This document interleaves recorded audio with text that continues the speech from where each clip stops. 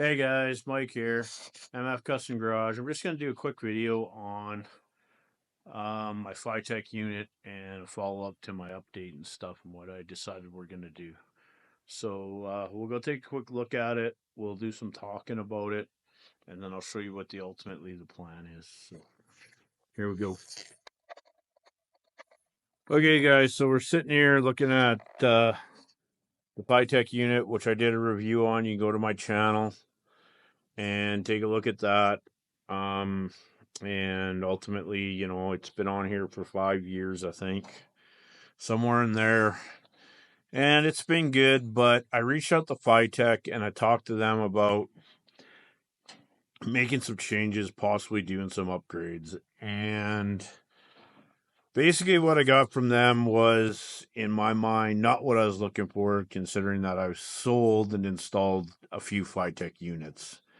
I asked them if it was possible to buy a 600 new ECU, because this ECU, if you watch my review, is damaged. One of the relays on the board is bad, and even though I've wired it up to work, it's not right. So, like Ed said, with us going on Michigan miles, I just didn't trust it. So, ultimately, I reached out to them, asked them if I put a 600 power adder on here and a new handheld that matched. Could we do that? Because I knew the throttle bodies were the same. The only difference is 4 injector throttle bodies and 8 injector throttle bodies and stuff like that. And I just talked to him about generally doing something. I know I could upgrade this to the Mean Street 800, which would kind of do my job, do the job, and be within the application. But anyway, what I got from them was, really, if it's not within the application, they didn't give a damn.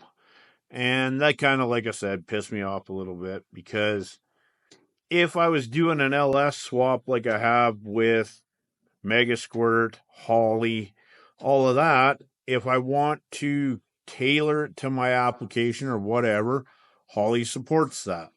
Even with the sniper system, Holly supports nitrous. They support a bunch of stuff. So, like I said, I kind of wasn't overly impressed, so I decided I was going to make a decision. So this is the decision we've made. Now, I'll do a couple videos along the way here with this all, where I'll show you guys how to take apart one of these Fitech units, service it, in case you ever got to put injectors in it, yada, yada, yada, all that stuff, that if you're within your application, they're okay with. Like I said, they make a standalone ECU and stuff for an LS platform, which we've done here. And like I said, I'd be scared to use it, because what if they don't stand behind it and you want to make changes that they feel aren't within your realm? We're racers, guys, not, guys that don't make modifications. So anyway, that's how I feel about that. So on to my plan.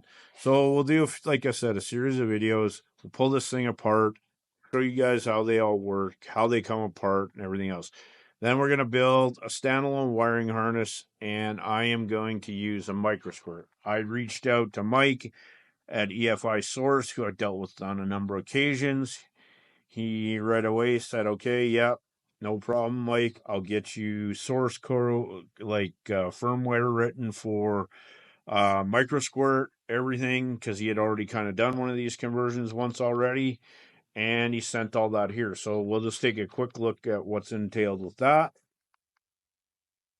So over here, Mike at EFI Source sent us a MICROQUIRT ECU, MICROQUIRT harness, fly harness, which we've already had hooked up to the computer and looked at.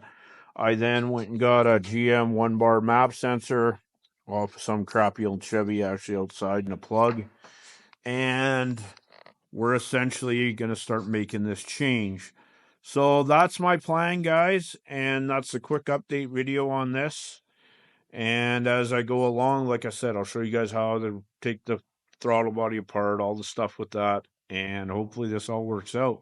So the other thing I was going to mention when I was over here with this, we have to put a wideband controller in the car. So I think we're going to put the same wideband controller as what I'm running in the truck. I thought about trying something different maybe with this, but I think we'll just use the AEM one that we buy from Mopac, and yeah, we'll go with that. So, and we're going to try to mount the ECU inside. And like I said, we'll build a bunch of stuff. So anyway, guys, that's it for this. So, subscribe, like, share, do all that. I really appreciate all the support, guys. And I'm glad we get to take you along on this journey. Mike out.